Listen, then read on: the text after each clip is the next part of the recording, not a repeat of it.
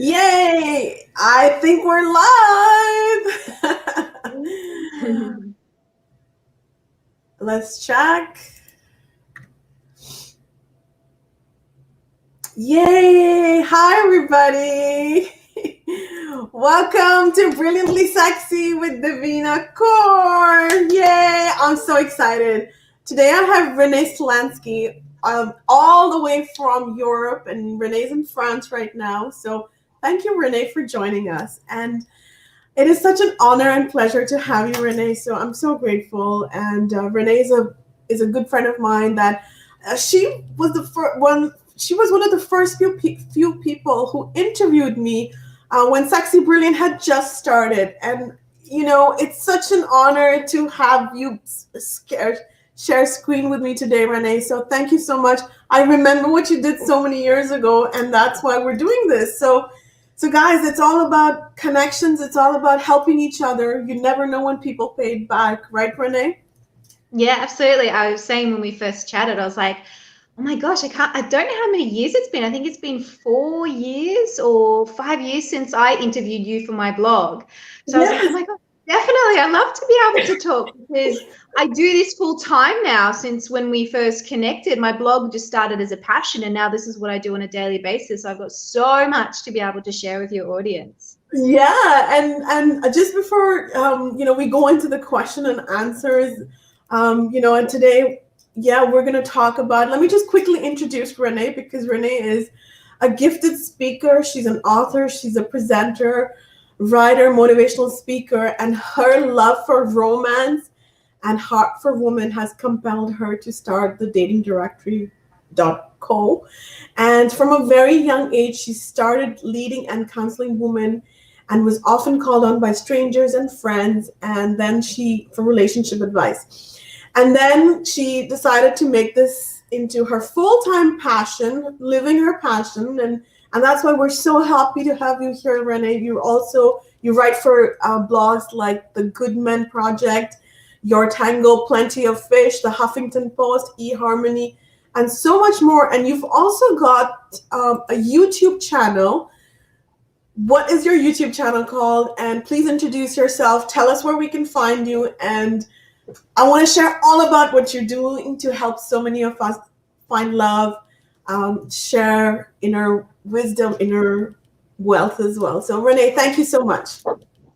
Yeah, so my YouTube channel is just my name. If you want to find me, the best way to find me is my name, which is just Renee Slansky.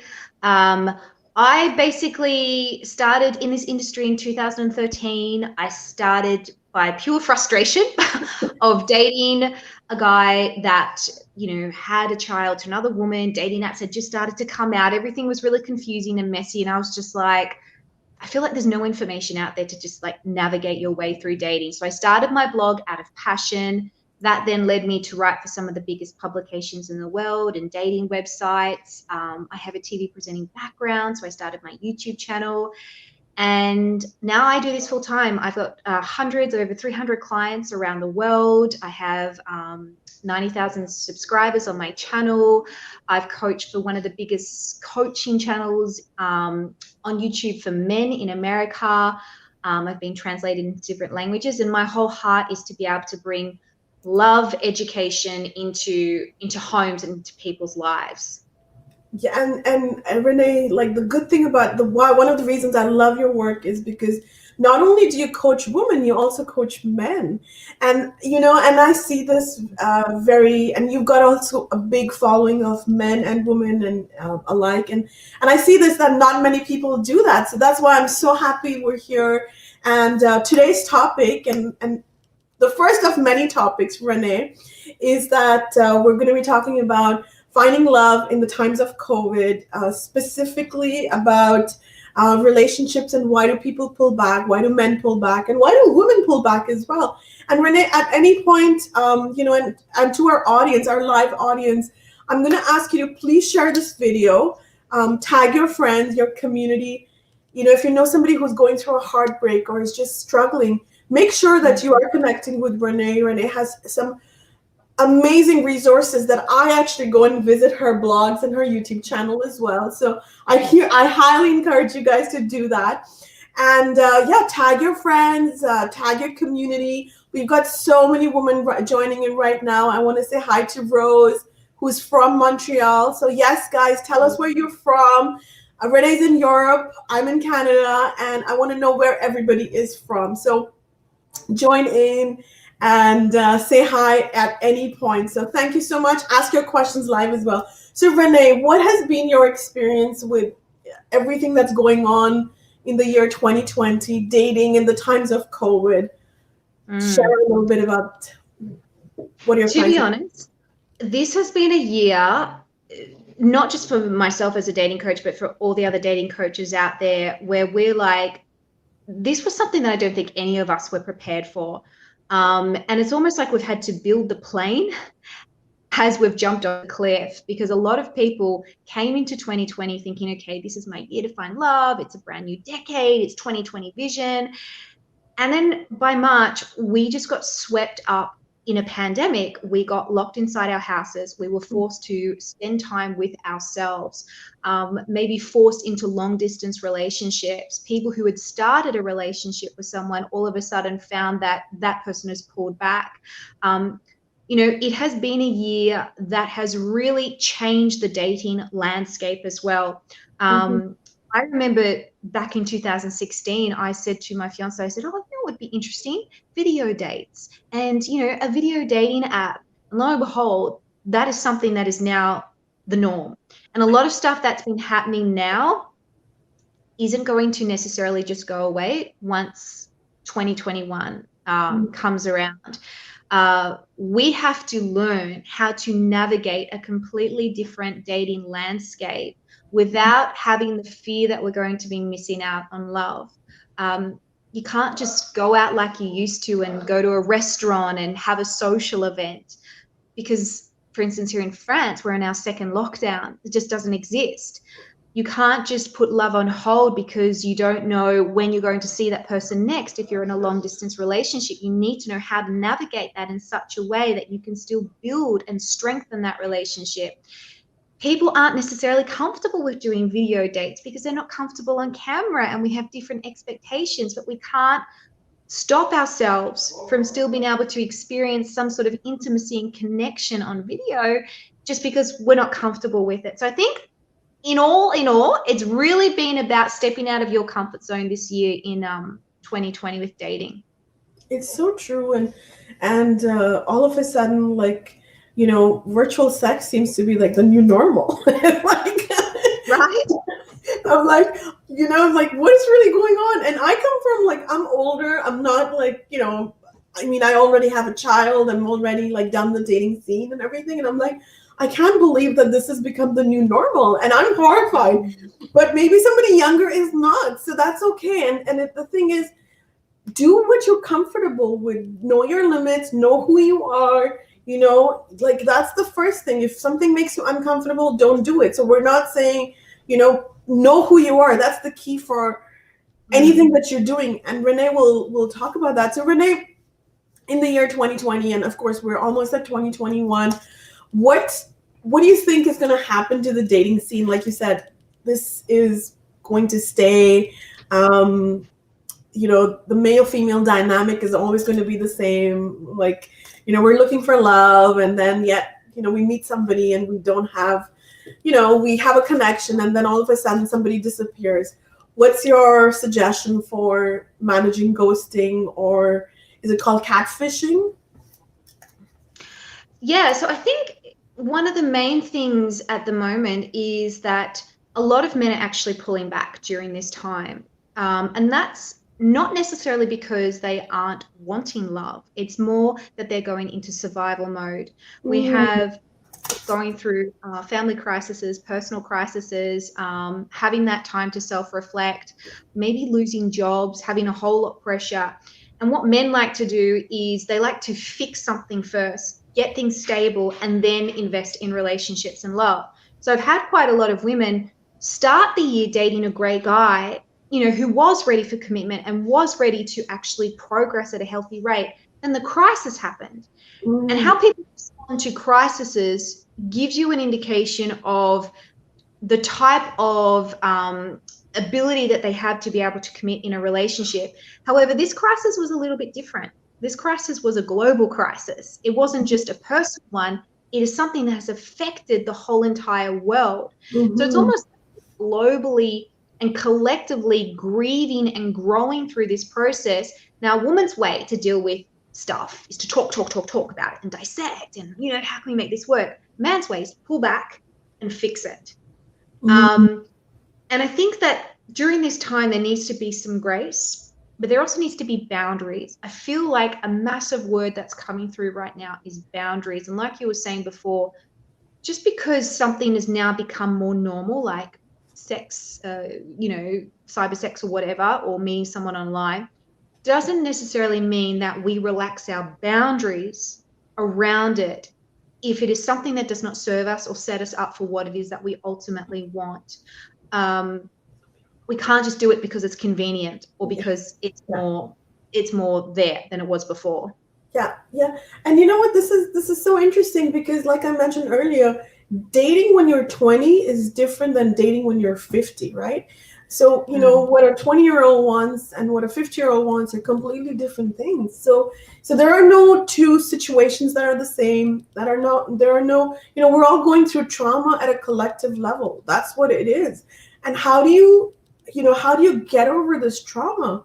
So, maybe that's something, Renee, you can mention about, because you mentioned something very important. You said we are all in survival mode, and women, we talk, we call our therapists, we talk to our friends, we call our coaches. And by the way, women have more coaches, like the percentage of people who use coaches, like I'm sure it's higher for the women than it's for the men, right? Because somewhere we made it normal for women to seek help, to seek advice. Whereas, for a man, we measure a man's success, and this is not right. We measure a man's success by the job he has, by the money he makes, by, the car he drives, the house he lives in. And it's time to change that, because that's why we are in this different phenomena, right? Like men pull back because they're in survival mode. Women want to connect. So it's different. So Renee, maybe you can talk a little bit about, how to overcome that survival mode and what we as women can do to help our men there. Yeah, I think the first thing that we need to realize is that, frustration is an indication of unmet expectation, but it's also an opportunity. It's an opportunity to basically look at what is in your hands and realize that you still have power to be able to do something regardless what is going on circumstantially in the world. People who focus too much on circumstances never feel like they have control, and they're always going to be up and down like this because circumstances are always up and down like this, especially in 2020. One of the things that I personally suggest is look at what you do have, not what you don't have. So if you're thinking, well, I don't have the ability to go to a restaurant or a bar to meet a guy, that isn't your only option. You need to get resourceful and look at what is in your hand, whether it's joining online community groups, whether it is doing online dating apps. Again, this might mean you have to step out of your comfort zone, but it's about what is needed to be done, not necessarily what you want to happen to be done. The second thing is, are you asking yourself the right questions? I feel that a lot of the time, the reasons, especially us women, get frustrated in love is because we're asking the wrong questions. Why won't he commit to me? Why doesn't he want marriage? Why isn't he texting me back? And we yearn for a specific answer to give us this fairy tale or this confirmation that we have, whether it's a deep psychological belief that we have or whether it is an ultimate desire that we've always had as a little girl. Whereas asking yourself the right questions would be, why am I entertaining a guy that can't be bothered to text back? Right? Why am I putting energy into someone when I knew that there were several red flags from the first date? Why am I so hung up on getting responses from all these men when really I should actually be knowing how to thrive as an individual woman outside of any relationship? So maybe changing the questions if you're not getting the answer that you want. That's so beautiful. And I really like that. Like, why would you want to be with somebody who's not having that respect for you, where, they're not able to text back, or they're not able to message you back. But also, I mean, this is a crisis we're going through. And like we mentioned, this is survival mode. People are doing what they need to do to take care of themselves. I mean, it's hard to think of it like this. It's hard to be in a new relationship if you don't have food to feed yourself and your family, or if that's the crisis, right? So we got to be a little bit kinder to the people around us, to our men as well, and to kind of be more empathetic. What do you think about that? Like, can we women like bring in empathy, bring in kindness, bring in compassion? Because So those are our gifts. Yeah, absolutely. Women, our gift is to nurture. And the number one quality that men will respond to is nurturing. So we're actually built to complement each other. However, nurturing him doesn't mean that you're giving him so much grace that you're not putting down boundaries or accountability. You want to find that balance between supporting and understanding, but also going, well, if we're building a partnership here, it can't be a one-way street. Men have to learn that they can't just retreat into themselves every time that there's a crisis if they are already in a committed relationship. And women have to also learn that, okay, a man's natural behavior might be, let's fix this. However, she doesn't necessarily mean that she has to put herself and her needs to a point where they just completely walked over because she wants him to fix his thing and have his space and everything like that. We need to work as a team. And that means understanding, yes, how both sexes scientifically work and what our needs are in times of crisis, but also stepping up to what we need to do. Ladies, you can't force a man to change, and you can't force him to feel a certain way. However, you can inspire that in him. You can inspire change. And that can be done through, yes, nurturing, but also a bit of accountability and genuinely motivating and affirming him at the same time.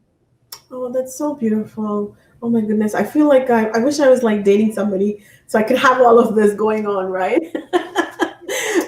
and to somebody, to anybody who's just starting a new relationship, or has been in a relationship, and let's say men pull back,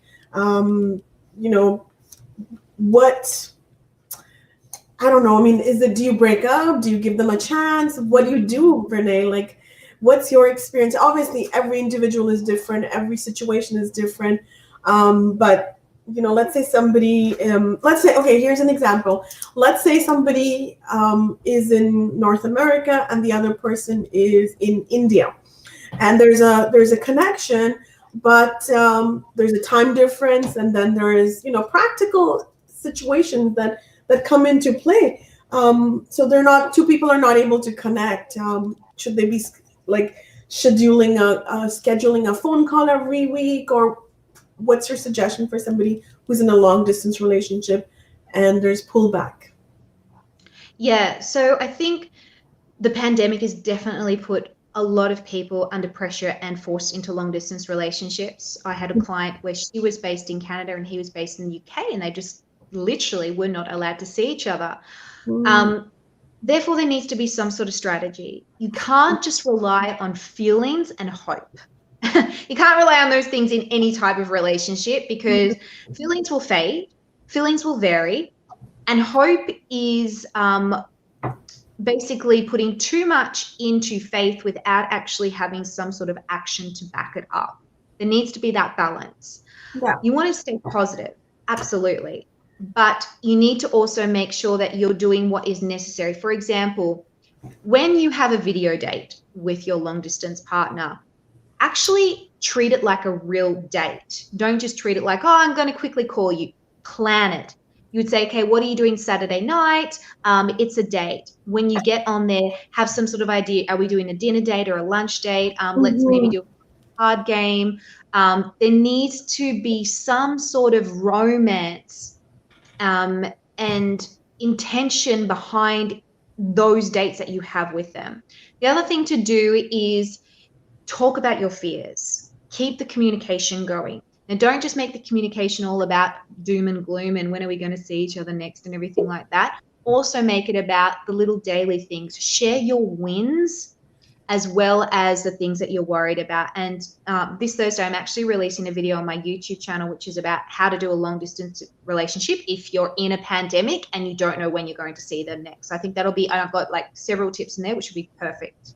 Okay, good. So guys, make sure you are checking out Renee Slansky, reneeslansky.com, but also her YouTube channel has over, you said 90,000 subscribers. I'm one of them. So make sure you're there, guys. Renee, before we just end the show, any other tips? Where can people find you, or anything that you want to talk about dating that we may not have covered through our conversation? Yeah, I think that the main thing I want to say is if that dating has become difficult and you've realized that there's a pattern going on, basically it comes down to two things. You're dating the wrong person or you're doing the wrong thing. And I have two amazing guides for that. I have one called Are You Dateable, which you can get from my site, literally self-audit to see where you are and if you should even be dating. And the second guide is the 9 types of women that make men run. And that basically means that you're pushing away good guys, or you're only attracting the wrong ones because you might have some of these personality traits. And I also reveal what it takes to actually be able to get a man to commit. That's a good one. I would like to check those out, Renee. So, Renee, thank you. Yeah, I would love that. So we're coming to the end of the show, guys, and we're gonna pull the Sexy Brilliant cards. And Renee, we're gonna, guys, you can get this at sexybrilliant.org. We are a registered nonprofit foundation to remove toxic shame and raise human consciousness. And you know what? Dating is part of the human experience. It's very normal to want to be in a relationship or want to have that happy ending, and that's okay. So we're gonna enjoy what we have and find ways to empower ourselves through that. And on that note, we're gonna pull the Sexy Brilliant cards. Renee, we've got about 52 cards, but because we're pulling it on live, pick a card between 1, 2, and 3. 2. Yay. You see how many cards want to come out though? Okay, it says, can you see it? Oh, kind of. Really. It says our sexy, brilliant homes. Yay. So this is an important one, especially with everything that's happening. We have 2 homes, Earth and our bodies. It is our responsibility to care for both of them in the most brilliant way that we can. Respect them, take it moment by moment and day by day. Let your surroundings reflect the love you carry within you everywhere you go, because you radiate love. Love is your true home. Oh, I love that. That's beautiful. Yeah, it's so apt, right? Take care of yourselves. You mentioned this, Renee, take care of who you are, know yourself. This is the perfect time to build that relationship with yourself, and Renee, any advice on the card we received? Would you like to pull another one? Any other messages? No, I think it's a beautiful message. You are your own rescue. You are your greatest fairy tale. And there is literally nothing more satisfying than having a special relationship with yourself, because that is ultimately what determines every other quality relationships that you have with your life, including your family and friends. And I think that this year is the perfect opportunity to spend that time with yourself first and date yourself first before you go out there searching for love. Stop putting love on a pedestal. It is there. You don't have to hunt it down. It's just a matter of receiving it. However, personally, the first step to receiving love is actually receiving yourself and accepting yourself for who you are and who you can be. That's so beautiful. And right now, such a beautiful time to build that relationship with yourself, knowing who you are. And every day, you find new things about yourself. Sometimes it's the good things. Sometimes often it's the darkness. But remember, your darkness is not your enemy.